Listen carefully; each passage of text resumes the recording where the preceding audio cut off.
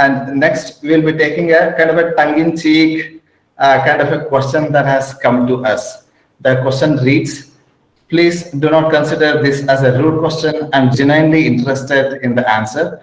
Many Ayurveda Vaidyas know these rasayana or anti-aging medicines, but they prescribe it. It's very hard to see any Ayurveda practitioner living beyond 100 years. So this, to give a context, these rasayana or anti-aging medicines such as Chyawanprash, they are given for anti-aging purposes to improve the lifespan of people. But the questioner here is asking, why don't we see many of the Ayurveda practitioners themselves living healthily for beyond 100 years? So, I mean, I can right away give one exception for this. Honorable late Vaidya P.K. Warrior, who crossed 100 years and unfortunately who left us just last week. He lived for 100 years. Why do Ayurveda doctors do not live for 100 years, Guru Raja sir? See, it's a very interesting one. Terms which are used, it doesn't exactly literally mean the same. For example, while preparing some medicines, Sahasra Puti, it is said, Shata Puti, it is said. It doesn't mean that it is 100 times or 1,000 times. It is much more near to that. So it is not exactly the same number. This is 1.1. Second thing, presently the people who knows the practice of Ayurveda and they are practicing Ayurveda and living the Ayurveda, they doesn't totally follow all the principles laid down. That is another point. Even though we have known the ideas, we know the the rules and all those things.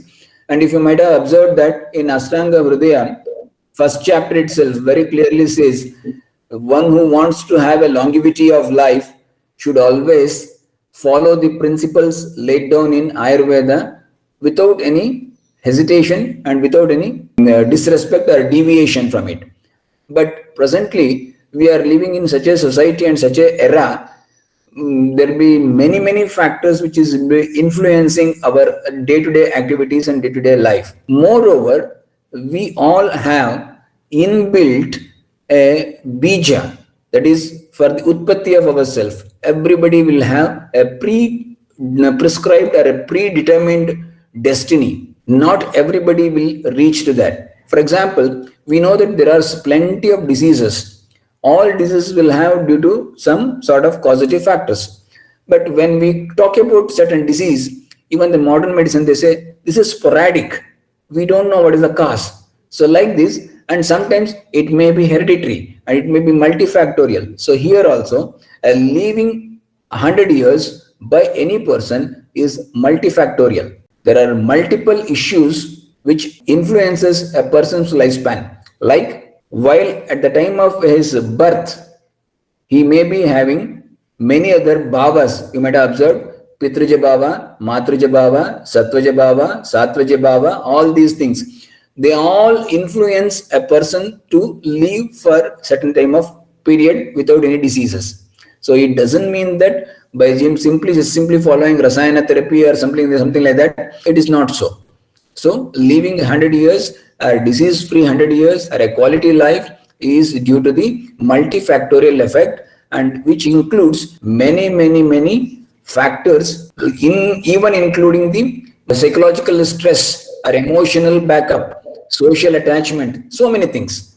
So all these things are there. We are just going away from psychological stress reliever, going to temple or praying, all these things. People will question optimism, or even they don't believe in God and all those things. They all claim these being the vent areas created by our ancestors to release our stress.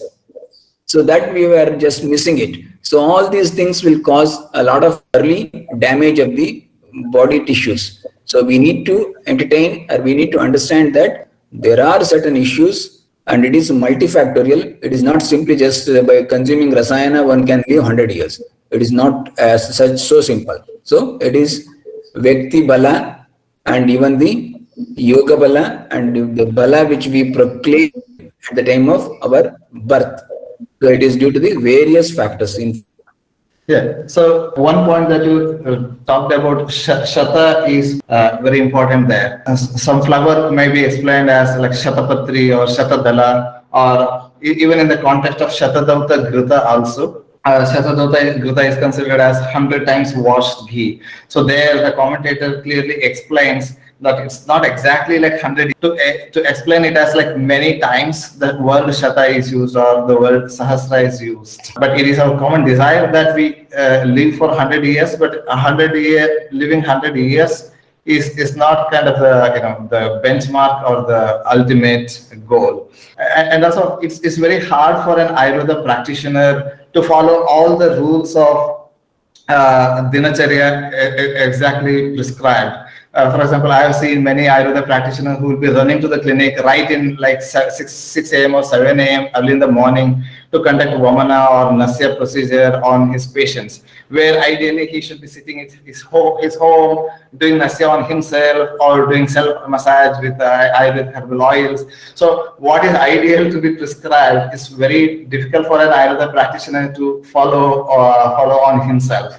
And so that could also be a contributing factor. Even along with that, if you observe that every prescription of rules and regulations what laid down by Ayurveda acharyas in earlier days, which is in a very typical setup, which we are living in a 21st century in an entirely different setup. We are not living in forest.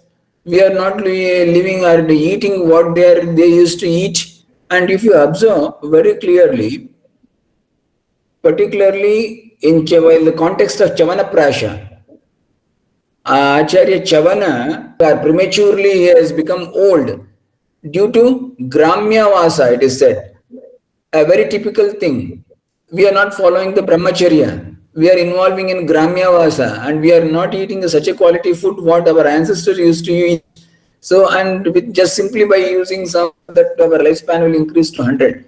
It is a multifactorial and we need to understand that we need to build such a connection among all these things from very beginning, from the Dinacharya, Rutucharya, Ratricharya, and everything has to be in line. Along with that, Achar Rasayana, Sadvrutta, these are also very, very important. And relieving the stress, all these are very, very important.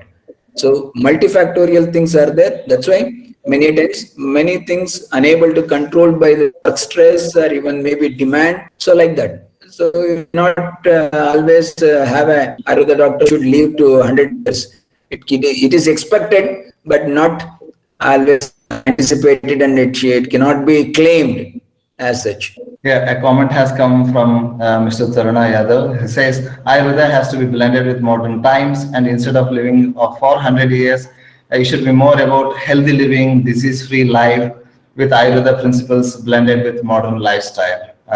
That's very true. In air pollution, air, water, food pollution, undermine longevity. Says Mr. Srinivasan, mental health should also be considered. It can also be ignored. Very valid point there as well.